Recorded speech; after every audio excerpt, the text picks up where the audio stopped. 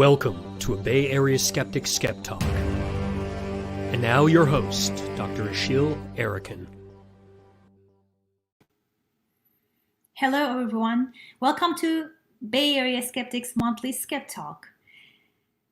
We are Bay Area Skeptics, founded in 1982 and the oldest regional skeptical organization in North America. We are skeptical, meaning that we believe in critical thinking, logic, and rational thought. In the 1970s and 80s, prominent scientists Carl Sagan and magicians like James Randi became concerned about the public science illiteracy and the popular fondness for pseudoscience. They established a movement called scientific skepticism, which encouraged thoughtful, evidence-based discourse in matters of health, education, consumer protection, and particularly in the investigation of extraordinary claims. Scientific skepticism embraces that ideal of healthy skepticism, using inquiry and evidence to dispel irrational thinking in society. We trust the scientific method, evidence-based thinking, and the innate societal value of civil discourse. Skeptics are particularly interested in claims of the paranormal, pseudoscience, and untested or poorly tested medical claims, but also in science literacy and advocacy. As Bay Area Skeptics, we collaborate with many other local groups involving science and skepticism, including Bay Area Science Festival, Wonderfest, Center of Inquiry, North Bay Skeptics, to reach people through public lectures and workshops, online discourse, and activist events. We also partner closely with Sacramento area skeptics to organize an annual one-day conference on science and skepticism, Skeptical Conference. This year, Skeptical was canceled due to COVID-19, but we plan to be back in June of 2021. Remember, you can follow us on various social media platforms like Facebook, Twitter, or Meetup for our news and upcoming activities. And also, lastly, you can support us on Patreon. Membership in Bay Area Skeptics helps support monthly talks and other activities, and we invite you to participate in making the world just a little more reasonable and spreading the word about what we do and why we do it. We're now on Patreon, which makes monthly donations very convenient and allows the participants to gain some perks based upon their contribution levels, like specific discounts and free t-shirts to our skeptical event. Before I hand off to our speaker for the evening, I would like to remind you the Skep Talk for next month.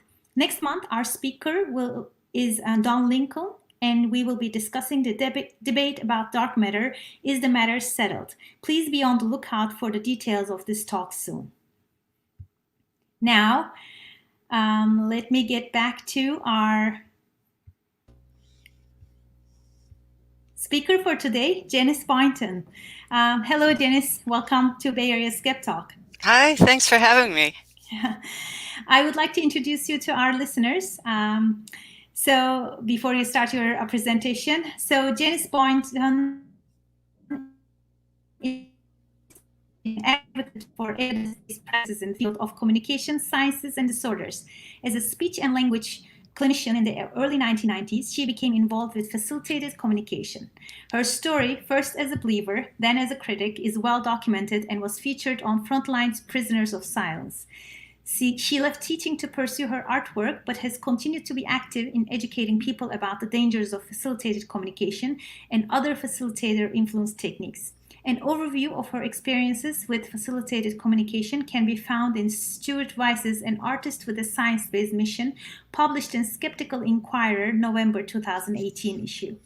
Her 2012 article, Facilitate Communication, What Harm It Can Do, Confessions from a Former Facilitator, published in the journal Evidence-Based Communication and Intervention, was the first of its kind. To date, she is one of the few facilitators worldwide to publicly acknowledge her role in producing facilitated communication messages and speak out against its use. She is currently co-hosting a series of talks with Susan Gerbic, exploring the many facets of facilitated communication. Welcome to Bay Area Skep Talk, Janyce, again, and we're excited to hear your talk. Thank you. Oh, thanks. Great. Thank you. Let me just put the screen up. I'm here today to talk about facilitated communication. a technique used on people with severe communication difficulties that was popularized in the 1980s by Rosemary Crossley from Australia. Ironically, Denmark had discovered the technique and debunked it in the 1970s. Crossley introduced FC to Douglas Bicklin of Syracuse University, who, without ironclad proof of independent communication, his words, not mine, introduced it to the United States in a 1990 Harvard Review article called Communication Unbound. I became involved with FC in 1991, and because of what turned out to be false allegations of abuse, went through double-blind testing and had abandoned it by the end of 1992. Since then, I've been involved with FC in one way or another, and I'll talk more about my personal experiences toward the end of this talk. By 1994-95, FC was completely discredited by the scientific community because of the high degree of facilitator control over FC-authored messages, 100%, which means none of the messages could be attributed to the people with disabilities. But the technique is still being used today. Syracuse University, University of Northern Iowa, University of Virginia, University of New Hampshire, University of Maine, among others, have staff that actively promote its use. Oberlin and Whittier colleges and others have graduated students whose sole form of completing the coursework was FC. Vermont supports FC at the state level and allows Medicaid reimbursements for a debunked technique. In California, the following organizations have staff or direct programs that support FC: Cal Lutheran, Chapman University, California State University, Los Angeles, Whittier Area Parents Association for Developmentally Handicapped, Greater Long Beach San Gabriel chapter of the Autism Society of America, Handle, which is the holistic approach for neurodevelopment and learning efficiency, and Saved by Typing. I counted 6 of Syracuse University's master trainers working in the state, and there may be others. Even a master trainer requires no licensing or oversight from professional organizations such as the American Speech Language Hearing Association, who has since 1994 had a policy opposing its use. The presumption behind FC is that by supporting individuals emotionally and physically, as well as providing communicative support in the form of prompts and cueing, individuals with severe communication difficulties associated with autism, cerebral palsy, and developmental delays can somehow tap into previously locked-in language and literacy skills. Proponents have also claimed FC has worked with blind individuals as well as individuals in comas. Communication Unbound touted FC as a technique that would revolutionize what was known about autism and summarily dismiss decades of research into ASDs and other disorders. Today, though unproven, it's being promoted as the technique of last resort for parents and caregivers who have, for various reasons, abandoned evidence-based communication methods and techniques. I have some examples of facilitated communication. These images are from a Syracuse training video, as well as films and YouTube videos with people trained in the technique. You'll see that the amount of physical support and contact from the facilitators varies, something that proponents claim is proof that FC works, presumably because the support is individualized to the person with disabilities, but which testing has shown to be irrelevant. The overt and covert cueing by the facilitator that takes place during FC sessions negates independent communication. Here the facilitator is holding the individual's hand at the wrist. This is how I was taught and where most facilitators start their practice. Here the facilitator's hand is on top of the individual's hand guiding the typed messages. And here the facilitator is holding onto the individual's shirt at the shoulder. Proponents claim this is a form of fading support. In theory, fading is a way to reduce clients' dependence on the facilitator and lead to completely independent typing. Most facilitators remain at the shoulder level, even after years of working with the client, and yet claim the typed messages are quote-unquote independent. Now, proponents seem to define independence as the facilitator present at all times and providing physical and verbal cues as well as emotional support as the two type out messages. For critics, independence means by oneself. That is, if the facilitator leaves the room, the person with disabilities is able to interact with the communication device and produce messages at the same level as when the facilitator is present. Communication technology is at a level currently where a client need only be able to twitch a muscle, blow into a straw, or blink an eye to communicate uninhibited by a facilitator. We should be spending our time and energy on providing access and not fighting a debunked technique. But here we are. Here the facilitator's hand is on the individual's back. You can't see it in the still picture, but her hand and fingers move constantly during the typing activity. Changes in tension act as cues for the facilitator's son to move his hand left or right, press particular keys, even reposition his body. Despite the facilitator's belief she's not cueing her son, her activity and his reliance on her for cues belie the fact that she is, at the very least, influencing the typing. Here the facilitator is holding on to her son's shirt with the board in the air. Facilitator cueing occurs by tugs on his shirt. She's also moving the device forward and backwards, up and down during the sessions. All that's needed by the individual with disabilities is the ability to point a finger and hold it in the general vicinity of the device in order for typing to occur. Now, in response to critics' observations that holding a person by the wrist, elbow, or shoulder increases the chance of facilitator cueing, proponents started having their clients hold on to a pencil or stick while pointing to the letterboard.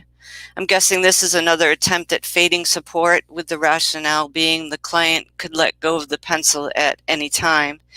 In most videos I've seen, the person with disabilities is gripping the stick as trained and does not let go to type letters independently, bringing up the issue of what's actually being taught during these sessions: communication skills or obedience. Again, the facilitator holds the board in the air. This is a precursor to a related form of facilitated communication called rapid prompting method, in which a letterboard is held by the facilitator and the client points to spell out letters. In some ways, facilitator influence can be harder to detect because with the RPM, the client is technically pointing independently, or at least has been trained to point their finger and make gestures toward the board. But facilitator cueing remains an integral part of how and why it appears to work. By its nature, FC and RPM cannot be independent because without this cueing, there is no advanced typed communication. Here the facilitator holds a board in the air while the person with disabilities points to it with a stick, and the facilitator is also holding the person by the shoulder. In this example of rapid prompting method or spelling to communicate, the facilitator holds the board in the air. Problems arise with letterboards when clients touch in between the letters. The translucent board here allowed us to slow down the video and see if the movement matched the letters the facilitator called out. Most of the time, they did not. An explanation for this may be that the facilitator's brain fills in the blank to correspond to what he or she thinks will be the next letter in the series. Often the typing is rapid, as the name implies, and this brings up the question of whether or not the facilitator has time to process the information of which letters are being touched.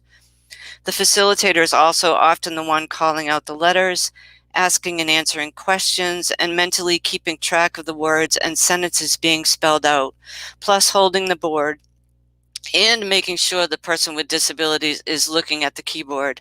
It's a lot for any individual to handle, and again brings up questions both of accuracy and of authorship. This is one more example of rapid prompting method or spelling to communicate, where the facilitator holds the board while the individual points to a letter. The same problems of facilitator cueing apply. Now, many facilitators deny moving the board while holding it, thinking they can keep the board perfectly still in the air, but a simple experiment using a marble on a plate held out like a letterboard will show that small movements occur, making it impossible to keep the marble still without concentrating on it completely, let alone while carrying on a conversation. And this is a hybrid form of facilitation that claims to use eye tracking. It requires two facilitators plus the person with disabilities. Here the mom holds her son in her lap, while another facilitator purportedly tracks the eye gaze of the young man and points to where he's looking on a chart she's holding in the air. The mom reads off the letters.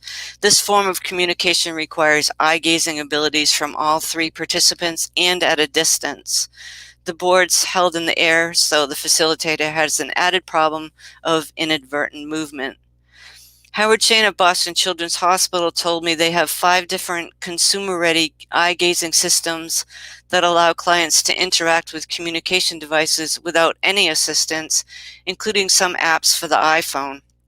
So the question here is, why is the system even necessary?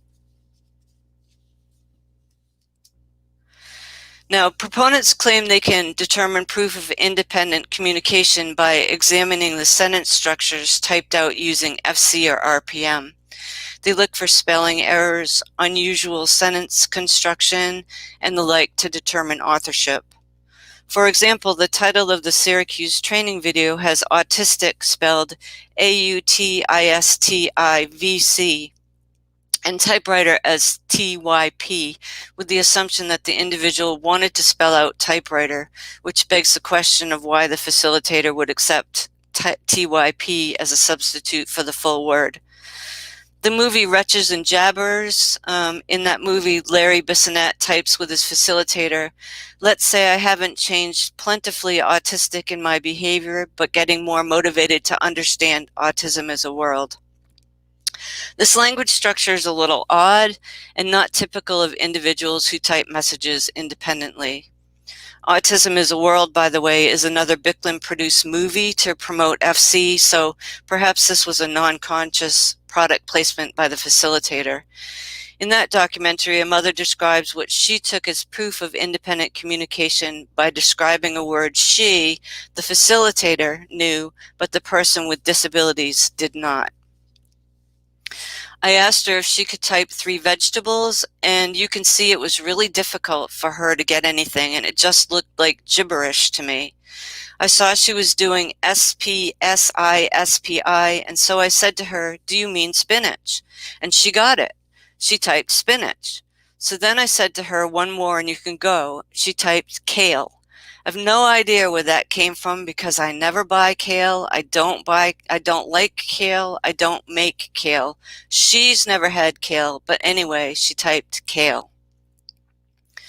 Proponents want us to take on face value their measures of proof.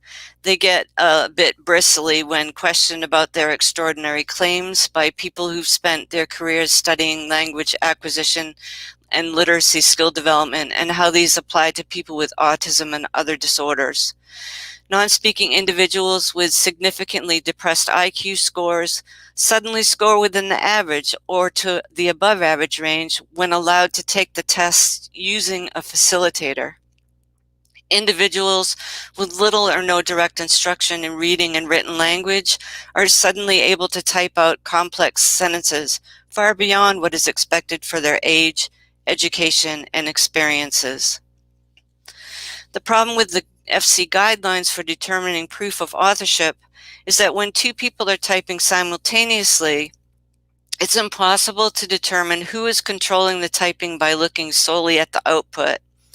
Spelling errors could be the result of confused control over which letter is supposed to be pressed, or more likely, facilitator inattention. It could also stem from the facilitator's inability to keep track of which letters have already been typed, and this in turn leads to unusual word order or phrasing, something proponents call poetry, even when individuals are discussing commonplace events and not intending to use poetic language. People share information all the time without realizing it, so content unknown to the facilitator is at best a weak indicator of independent communication, unless controlled double-blind testing is put into place to check authorship. Excuse me. Another problem is that facilitators, not the people with disabilities, are often the ones who are concentrating the most on the communication device.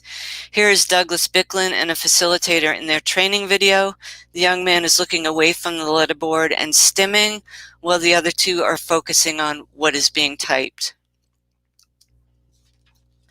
Again, this is a young boy and facilitator from the training video. He's standing up and he has his body turned away from the letterboard while she continues to move his hand.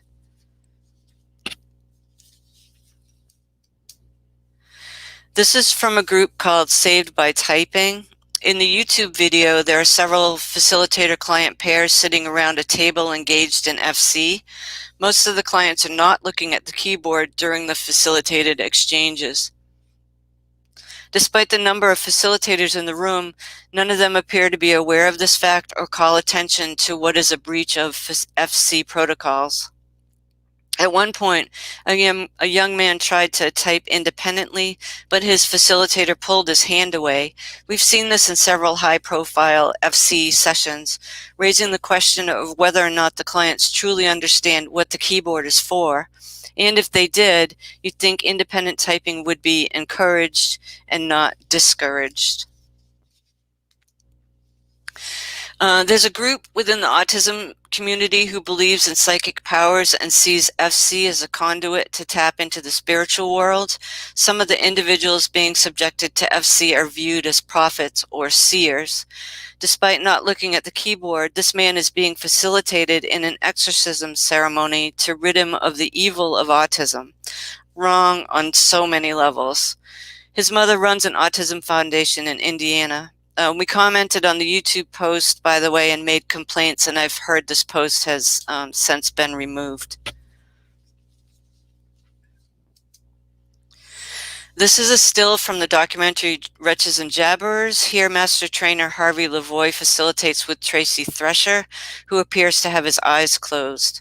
Notice how tightly the facilitator is holding onto the client's hand, and at one point in the movie, the facilitator actually uses two hands to pull the man's arm toward the communication device. I'd be interested to hear from the facilitator how he thinks this isn't controlling the typing. In addition, I noticed a discrepancy between the words spoken by Tracy Thresher and those being typed at exactly the same time. Tracy speaks, "Hurry up, hurry up, hurry up," while typing, "I have always been very angry about my autism. I didn't get seen as intelligent until I was out of high school." I think it'd be nearly impossible to say one thing verbally and type something completely different at the same time unless there's another explanation of facilitator control. This is Master Trainer Pascal Cheng and his client Larry Bissonette. Larry appears to be looking away from the communication device, but the facilitator's gaze is locked onto the keyboard. Ironically, Larry can speak, read, and presumably type on his own, but not at the eloquent level as when his facilitator has a hold of his shirt. Proponents avoid double-blind testing. They claim it's an affront to people with disabilities to ask the question of who is authoring the messages. You're supposed to presume competence. And the implication is that if you question the technique of FC or RPM, you're somehow against people with disabilities. They will say also that the testing situation is too stressful for the individuals. People being subjected to FC and RPM have graduated from college, written and produced books, traveled internationally, presented at the United Nations, and made allegation of abuse claims against their family members, just to name a few situations in which they've been placed. Certainly a test situation where the individuals with disabilities are asked questions they know the answers to, but their facilitators do not, are much less stressful than the activities I just mentioned. But despite this refusal to test, we can get an idea of who's communicating by examining Pro-FC videos. This passage was co-written, then immediately read out at a conference by Chang and Bissonnette. Larry was able to read the words in bold. People move away from with ice cold, and he got Budweiser after being prompted by the facilitator. And the facilitator read the rest of the sentence. People move away from psychologically negative space to jovial state of mind with using humor motivation to stay calm and loosening my tension with ice-cold Budweiser. This sets off red flags for critics. It's not likely that anyone can type a sentence independently and then right afterwards not be able to read it. And then two, there's a disconnect between Larry's demonstrated spoken language abilities and sophisticated words used in the written message. Now, the symbolism and rules of written language make it a complicated skill to master. It's possible for nonverbal individuals to type sophisticated messages. Stephen Hawking is an example of this, but they do so without the influence and control of a facilitator. Now, proponents will admit is facilitator influence, but it's always someone else who's making the mistakes. Me, for example, I'm used in the workshops as a bad facilitator. Even Douglas Bicklin in a court case testified that facilitator influence can be anywhere from 20 to 40% of FC users, and I'm left wondering which 60 to 80% we are to believe. He claims facilitators have a plan to deal with this, and I'd like to know what that is. Facilitators generally shun the only form of testing that can determine authorship in these pairings, double-blind testing, or at least blinded testing. So where's the proof of independent communication, and how do we gauge which messages to believe? Practitioners in the field of speech-language communication, psychology, and even James Randi, a magician who was called in to see if students using FC were psychic, were alarmed at the unexpected literacy skills of individuals far beyond expected age, experience, documented abilities, and education of the individuals involved. Some of these experts recognized the ideomotor response in facilitators' movements and sounded the alarm. The ideomotor response is non-conscious muscle movement, more widely associated with dowsing, automatic writing, using a pendulum, and moving a planchette while playing with a Ouija board. Magicians and illusionists use it all the time, and they pointed out that the facilitator's hand on the wrist of the person with disabilities, or when holding a letterboard in the air, essentially acts as a planchette or pendulum during facilitation. And if you look at compare the FC guidelines and the Ouija board guidelines, they bear a resemblance to each other. The concept of the ideomotor response was first recorded in 1854, by the way, so this was not new, and had proponents done their due diligence, they could have tested for this phenomenon before releasing their miraculous discovery to the unsuspecting public. Bicklin wrote in Communication Unbound, "The behaviors of people labeled autistic are often unusual and appear to reflect lack of attention and/or awareness of social and communication cues and/or severe intellectual disabilities. Perhaps it's such behaviors, including the on-again, off-again ability or willingness of students to communicate, that cause some people to worry that facilitated communication is no more real than the Ouija board." No, Dr. Bicklin, they worried that facilitators, not the people with disabilities, were moving their clients' hands and authoring the messages. To date, dozens of experimental studies have been done with 8 systematic reviews. Those tested included hundreds of facilitators with anywhere from short-term, 2-day training, as was typical in the early days, to years of experience using the technique. All were equally susceptible to facilitator influence and control, and there have been no controlled studies to show independent communication. None. This is not an exaggeration. When the facilitator is not included in developing the test protocols and is, in fact, blinded to them throughout the test testing procedure, authorship can be attributed to the facilitator and not the person with disabilities. FC and RPM give the appearance of independent communication at the expense of the rights of the person with disabilities to express themselves without facilitator control. By 1994-95, it was clear that facilitators, not people with disabilities, both influenced and controlled the messages, and organizations like the American Psychological Association and the American Speech Language Hearing Association published policies expressly advising their members not to use the technique. Today, most major organizations have policies opposing its use. Within the last 2 years, ASHA and the American Association on Intellectual and Developmental Disabilities renewed those policies in opposition. The International Society for Augmentative and Alternative Communication went further in their 2014 policy, saying FC violated the human rights of people with disabilities. Even the New York State Health Department opposes FC, yet Syracuse University continues to promote the technique. While on the national and international level, these organizations caution their members not to use FC because of facilitator authorship and documented harms like false allegations of abuse, individuals on the state and local level continue to ignore these policies in their promotion and use of FC. Often it's the education departments and not the communication sciences departments at universities who refuse to accept empirical studies which discredit the technique.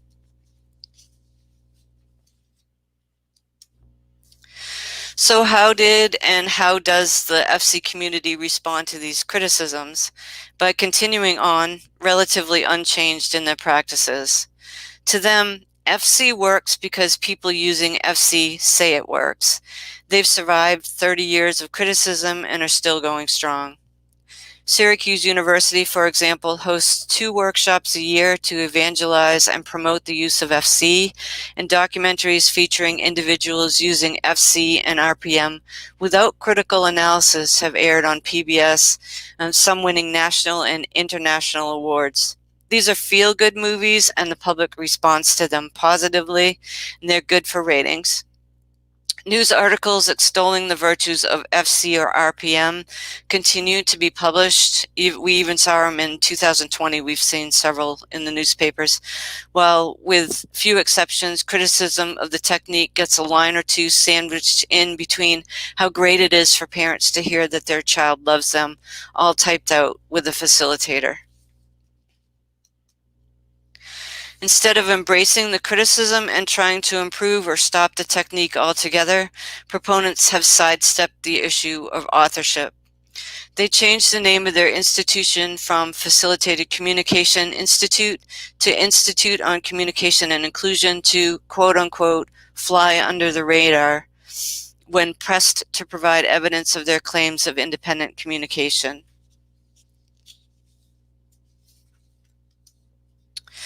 They have changed the name of the technique from facilitated communication to supported typing, typing to communicate, spelling to communicate, saved by typing, rapid prompting method, informative pointing, motor communication, and more. It's hard to keep up. And they encourage their members to use these alternative terms to get FC onto individual education plans without naming the practice for what it is. But FC in any of its forms is not recognized as a legitimate form of augmentative and alternative communication, which requires individuals to engage with assistive devices independently, that is, without facilitator influence and control. They've also changed the name of what they call themselves: facilitator, support assistant, interpreter, communication assistant, and my favorite, communications and regulation partner. Again, these terms are meant to deflect attention away from the fact that the assistant is actually subjecting the person with disabilities to facilitated communication. The false allegation of abuse cases have plagued FC from its inception, including the Carla case, which was the first recorded case in Australia and involved founder Rosemary Crosley and 8 of her facilitators, who I believe continue to use FC. By the mid-1990s, there were dozens of these cases, and many of the current cases we don't hear about because they're settled out of court. But as late as 2018, a Florida man was falsely accused of abusing his child, was jailed for weeks during the court case, and he was released, but not before irreparable harm had been done to him and his family.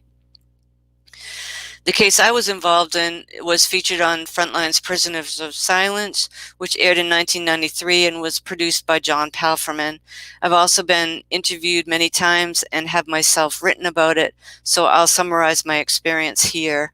If you want more information, as Ishil said earlier, Susan Gerbic and I have been recording a series of interviews about FC and RPM on her About Time Project YouTube channel. I'd become involved with FC when a student arrived in the district with a facilitator. Because I was a speech-language person on staff, we decided I would explore it further in my lessons with the student under the guidance of the other facilitator.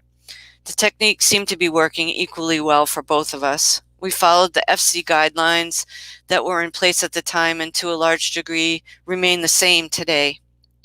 The only difference I see, or significant difference I see, is that facilitators now have to practice more before receiving a certificate and spend more money for this additional practice.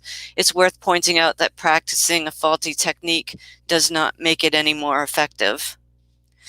To make a long story short, after some weeks of using FC, we started getting questionable content from the facilitated messages, leading us to believe the child might be suffering abuse at home. FC workshops prime facilitators to expect disclosures from individuals who have suffered abuse, but until FC released them from their silence, have not been able to tell their stories. After some discussion, we decided to move forward and call the Department of Human Services. DHS took the case, and I was the facilitator who participated in the DHS interview, leading to graphic descriptions of sexual abuse by family members. I believe now this was a result of being asked leading questions about who, what, where, and when concerning the alleged abuse, and through facilitation, manufacturing the content, much as authors do when writing a story. I want to reiterate these were false allegations, and though I did not know that at the time, I believed my student was telling her own story. Once authorities got involved, it was decided that testing for authorship was needed, and a date was set. In the meantime, I took a 2-day training workshop at the University of Maine, which I had already planned to attend. I decided not to tell anyone there about the pending abuse case. I wanted to see what they thought of my technique unencumbered by the news. I passed the course, which included a practice session where the workshop leaders directly trained by Bicklin checked my technique.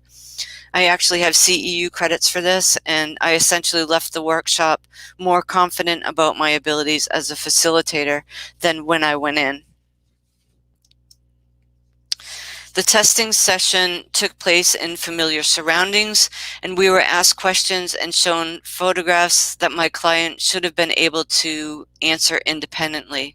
Questions about her family members and life at home, things I didn't have any knowledge of, and pictures of common items, a cup, shoe, that kind of thing. My client was communicating in a way I would have expected on the day of the test. The picture here is a recreation of the double-blind testing as shown on Prisoners of Silence. That's not me facilitating, but Howard Shane is showing how he was able to switch pictures during one of the testing sessions. So sometimes I would see a different picture than was shown to the student. The result of the testing, like every controlled test before or since, is that the facilitator, in this case me, was authoring the messages. I had a choice: go deeper into my belief system or accept the science. And after some time, I chose the science. It wasn't easy, but the science made more sense than what I was taught in the workshops. One of the most frequent questions I get is how can facilitators not know they are controlling the messages? Based on my experience and from talking to researchers and educators from all over the world, I have a few ideas about this. First, I think perhaps facilitators do know deep down inside, but are primed to make the technique work. They want to help their client or loved one, and in some cases are desperate to connect in a way that no other communication system can offer. FC is inexpensive, simple to learn and use, and the results are rapid compared to other techniques and methods. Fluent typing happens in hours, days, or weeks rather than incrementally over years, and clients go from non-communicative to writing poetry and having deep philosophical conversations with their parents. Second, I think facilitators are essentially talking to themselves. They make up an idealized version of the person they're working with in their minds, just like authors do when they're creating characters that seem real. I believe the FC conversation is internal, not external, and has very little to do with people with disabilities. That's why the conversation feels so comfortable, but it's a concept that's a little hard to grasp if you believe in FC. In the early 1900s, surrealist artists and poets used automatic writing and the Ouija board as a tool to tap into their subconscious, and a lot of the written text that came out of that period sounds an awful lot like facilitated messages. In the James Randi case, the facilitators thought their students were psychic because they seemed to know the answers to questions almost before they were asked. But this internal conversation is also fragile. It stops when the facilitator is interrupted or criticized. This is akin to psychics who cannot read a person who is critical or has negative energy. It comes from a similar place. So the idea of testing for authorship is distasteful, and facilitated messages often turn to "I am scared" or "I don't like the person asking all these questions" as facilitators' anxiety levels increase. Third, I've heard the terms confirmation bias or motivated reasoning applied to FC, and I think both are true. Facilitators do mental gymnastics to convince themselves and others that FC works. They refuse to test the messages in any meaningful way, and they deflect questions of authorship by accusing critics of being against people with disabilities and freedom of speech. Facilitators rationalize away any information that goes against what they already believe to be true. In 2016, I discussed with a reporter named FC with a reporter named Michael Burke.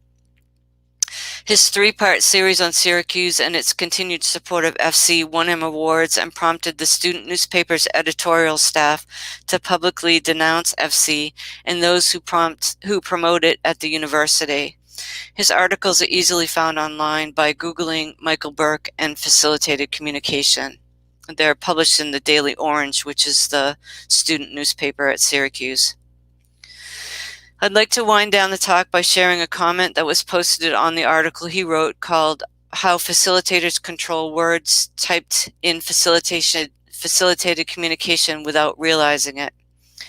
In the article, Michael echoed researchers' findings that most facilitators are not necessarily consciously aware of how their own movements control the typing, and that this can lead to a belief that individuals with severe communication difficulties can author sophisticated written messages. This article is complete bullshit. This is a typical reaction about FC or RPM, and probably one of the nicer ones. The person who posted this is quite obviously invested in FC, and believing is seeing in this case. The technique works because people using FC say it works. She goes on to say that the two nonverbal children that she's working with have complete and intact minds, and that she's not controlling their hands. And while I don't know whether the two nonverbal children have complete and intact minds, I don't have enough information. I can say this person is fooling herself if she truly thinks she's not controlling the communications in some way or another. I suspect there are times she says to herself, "I moved the kids this hand this time, but I won't next time." But these thoughts are fleeting, and as we know, people remember the hits and forget the misses.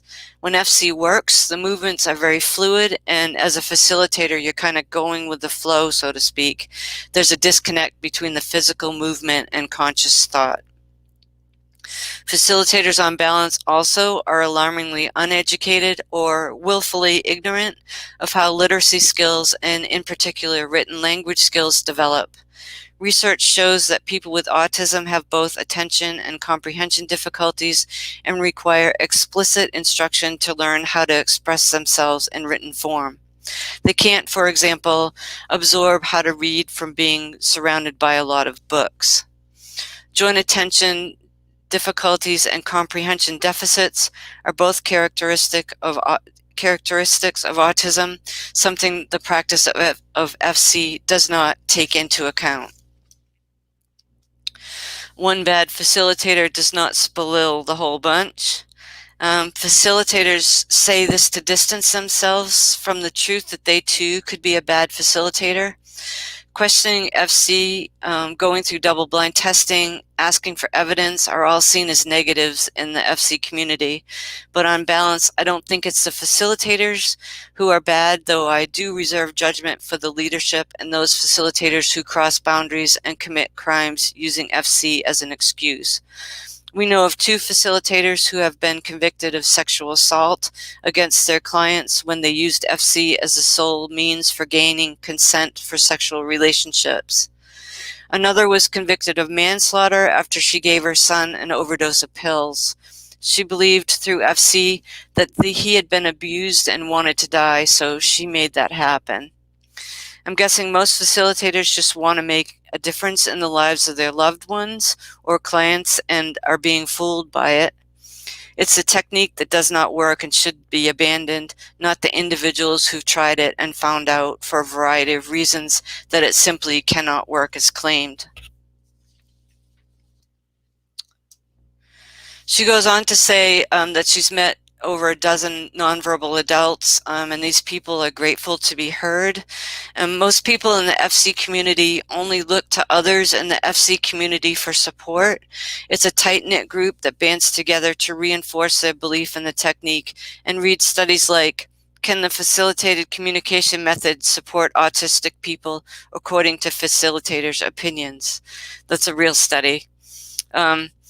I'll also push back on the idea that people with disabilities are heard when using FC and RPM. In fact, if you watch the amount of videos I have, you'll notice a pattern that the nonverbal communication and sometimes even the verbal output of individuals is completely ignored. They push and pull their facilitators, walk away, grab the communication device and close it. Some hit themselves or bite themselves and verbally say no or later to indicate they do not want to participate, while the facilitator grabs them or chases around the room with the board and forces them to point to the board or communication device. Communication is happening, but just not what the facilitator wants to acknowledge as valid. And lastly, her husband saw facilitated communication and commented that it looked like the facilitator was moving her hand. The person's own husband could see through the facade, but when he mentioned it, he got attacked for not being a believer. Facilitators stake their reputation on FC and RPM. They pay money for workshops or for taking classes at universities who allow facilitators to attend classes with their clients in tow. They are invested in the belief that FC could work, which increases the chances that it will work for them.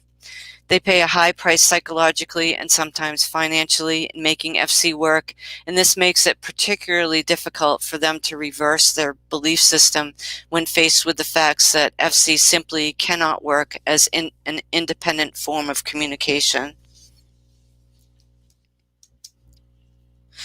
So convinced are proponents that FC and RPM work that they do not seem to care about the harms their technique causes, whether it's to families who have suffered from false allegation of abuse or individuals with disabilities who are prevented access to legitimate evidence-based programs.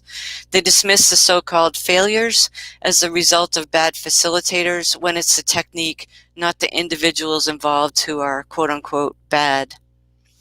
I find it particularly worrisome that more attention isn't given to the weaknesses in the technique by proponents, especially since we knew by 1992-93 what the problems were. You'd think they'd want to solve these issues before more individuals got hurt and continue to get hurt. And perhaps less obvious, I think the facilitators are harmed as well when they put their trust in authority figures, institutes of higher learning, who continue to make assumptions about individuals with disabilities rather than attend to the individual's unique communication needs and what evidence and research shows to be true. I've been involved with a multidisciplinary group of people, partly because I really wanted to understand what happened in my case and why. These are behavioral and social psychologists, speech-language pathologists, linguists, lawyers, researchers, and skeptics who have banded together to push back against the persistent belief in FC and RPM. They've dedicated their lives to assisting people with disabilities without co-opting their voices and developing communication technology that promotes independence, not dependence, for individuals using them. On occasion, I've found myself thinking that the goals of proponents and critics are not so far apart. Both sides want people with disabilities to have access to communication techniques and methods that help them reach their full potential. I think issues of inclusion, access to health care, housing, and education for people with disabilities are valid issues, as are disability rights and freedom of speech. The fact that our culture still struggles with finding ways to fully embrace people with disabilities keeps open the door for pseudoscientific methods and techniques that seem to offer simple solutions to complex issues. We need to find ways to educate people and restore faith in the experience and knowledge of individuals who have spent their lives developing evidence-based methods to work with people with disabilities. In Communication Unbound, Bicklin asked, "How does FC work and with whom?" To him and his disciples, FC works because people using FC say it works. Now, critics took the time and effort to study FC in a relatively easily controlled settings and determined that the ideomotor response, motivated reasoning, and facilitator inattentiveness combined with a strong desire to help, some call this the savior effect, makes FC seem like it's working, and when in reality the control of the typed messages is in the hands of the facilitators, who type out what they believe the person with disabilities wants to say. And by answering these questions, they answered the question Bicklin should have asked in the first place: does FC work? No. I find it curious that contemporary news reporters continue to call FC and RPM controversial when there's an overwhelming amount of evidence showing its lack of efficacy, and unlike when I was first exposed to FC, information is so readily online to debunk it. We recently had an interaction with a Washington Post reporter who had written about RPM uncritically. When confronted with the evidence, her response was typical of believers. She thanked us for the information, but in the end, still believed in her own personal experience. She'd met the young man involved. It's a big psychological ask for people who change their minds about a firmly held belief, and I think the best approach to fighting against FC is to catch people before those beliefs have solidified. While I hope I've given you some tools to recognize FC and RPM when you see it, the onus is on the FC community to provide proof and truth of their extraordinary claims. They've had 30-some years to do that and have yet to provide evidence that our FC or RPM messages are anything but authored by the facilitators themselves. Until they're able to do that, these messages cannot be believed and cannot be trusted to express the thoughts and desires of people with disabilities, regardless of the content. To date, proponents have not, and given their psychological commitment to FC, perhaps cannot regulate themselves. I believe regulations and policies against FC and RPM need to be expanded and enforced to protect individuals with disabilities and their families from being exploited further by techniques that do nothing but co-opt the voices of individuals with disabilities, mislead well-meaning parents, educators, and other professionals, and raise false hopes. Thank you for listening. I appreciate the opportunity to talk to you tonight, and I look forward to taking your questions. Thank you so much, Janyce. This was very interesting, and I would like to start with a question. How common is facilitated communication, you would say?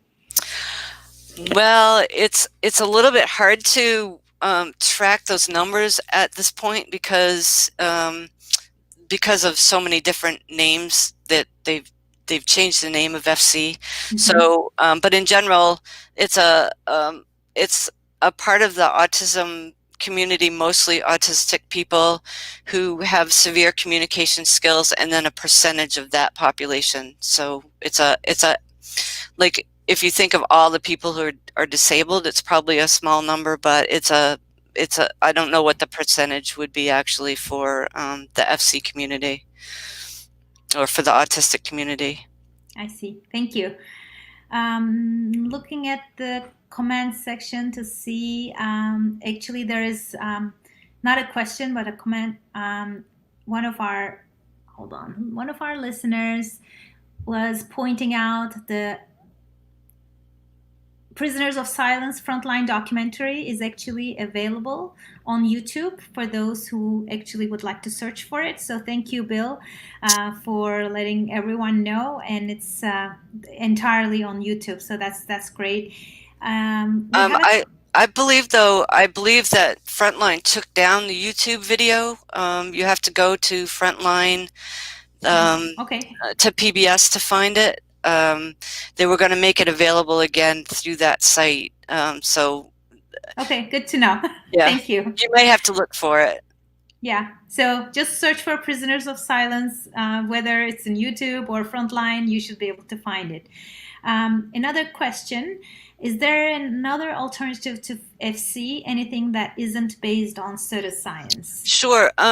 What makes it FC a little bit confusing for some people is they get caught up in the technology. So using a letterboard or using a communication device are legitimate forms of communication, but the difference is the facilitator behavior. So if somebody's typing and they can only do that with the facilitator present, then that's probably FC or RPM.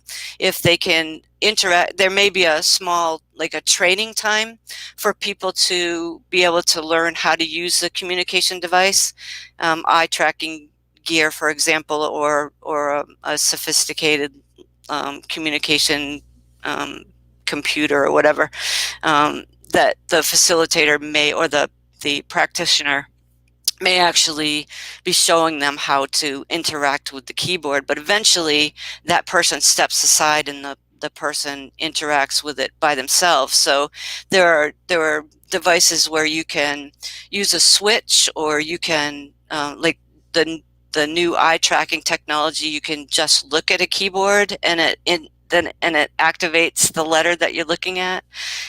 So yes, there's many.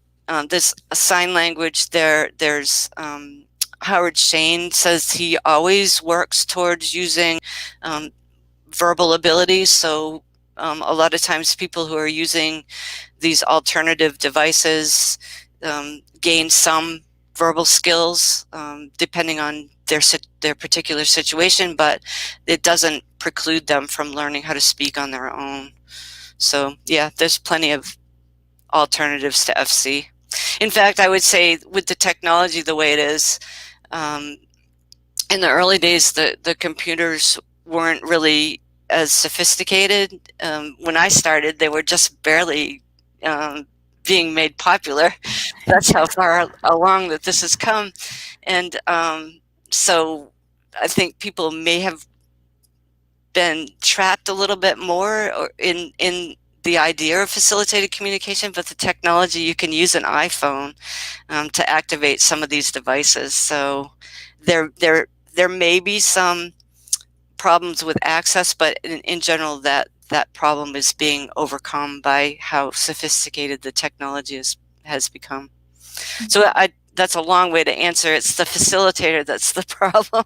It's the facilitator's interaction with that whole communication setup that tends to be the problem, and not necessarily the device that's being used. Thank you. Thanks for your answer. The next one is from Jeannie Scott.